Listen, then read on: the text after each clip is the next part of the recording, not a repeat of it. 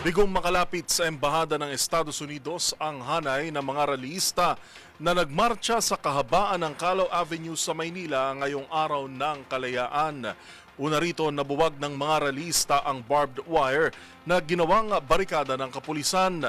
Dahil bigong makalapit, isinagawa na lamang ng mga nagpoprotesta ang kanilang programa sa kahabaan ng Calao.